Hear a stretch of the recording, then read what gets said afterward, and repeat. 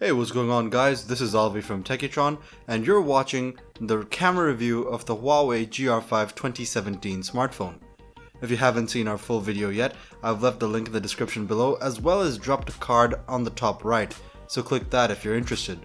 Also, before I get into the review, remember that if you like this video, give us a big thumbs up and definitely subscribe if you enjoy the content that we make. It helps us a lot.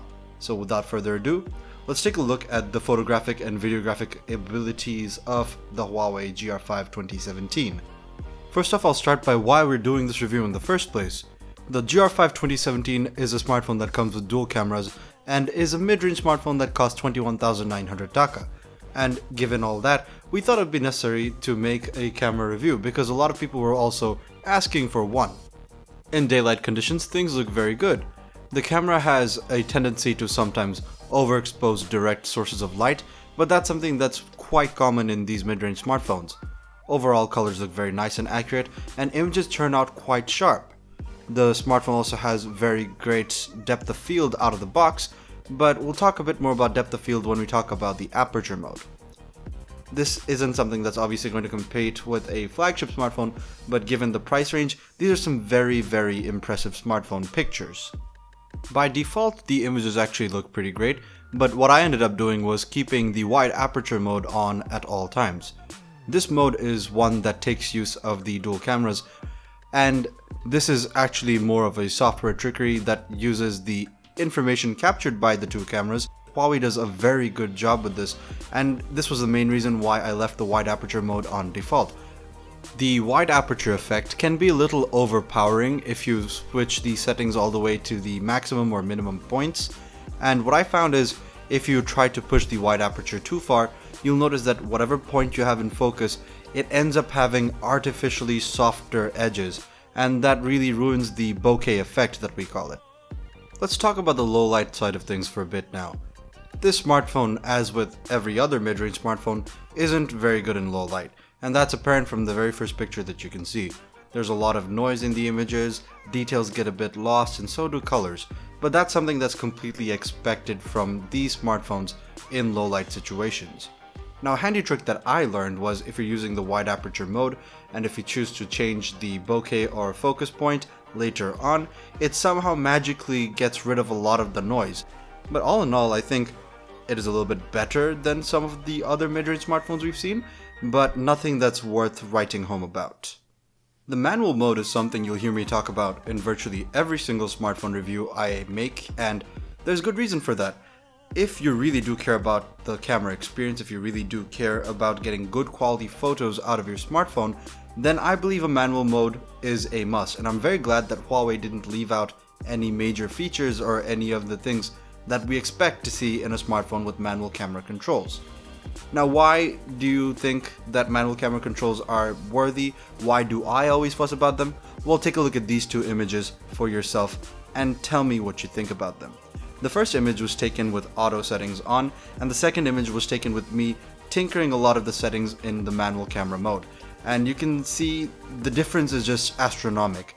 Yes, I did have to hold the camera steady as I was using a long exposure over here, but I think if I wanted good quality images, definitely a manual camera mode will get me far better, far more supreme images than an auto camera can get me. And I'm very glad that Huawei did an excellent job over here with the manual mode. A very unique addition to the smartphone, and one that got me very excited, was the availability of a Pro video mode. I mentioned this in my full review, which again you should check down in the links in the description below, that finding a mid-range smartphone with full manual controls in terms of videography is extremely difficult. I don't think there are any other smartphones with this feature. This is essentially for all those aspiring content creators and videographers out there.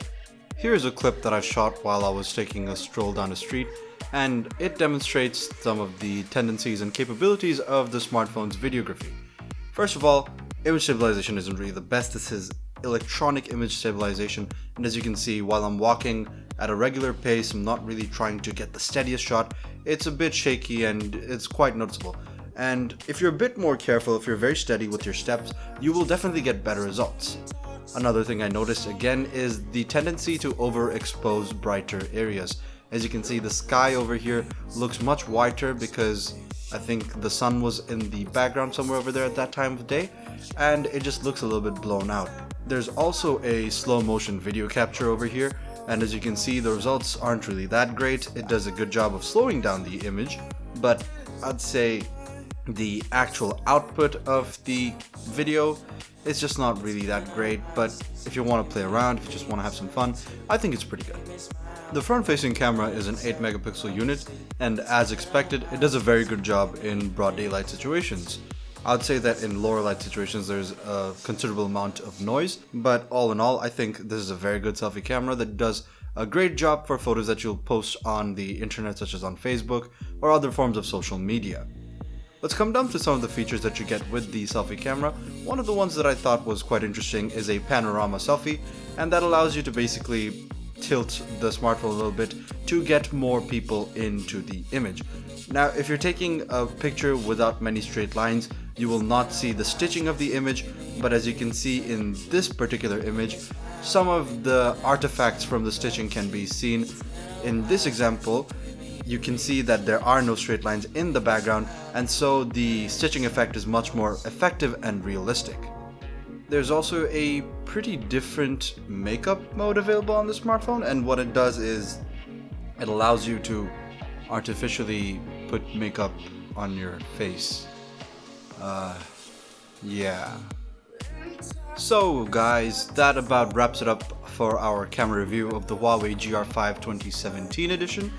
I noticed that CES 2017 announced an Honor 6X smartphone, and from what I can tell, it's identical to the Huawei GR5 2017. So if you're interested in the Honor 6X, do check out our review of the Huawei GR5 2017. I believe they're identical smartphones. I hope you liked this video review of the camera of the Huawei GR5 2017. Please let me know about your thoughts or suggestions in the comments below.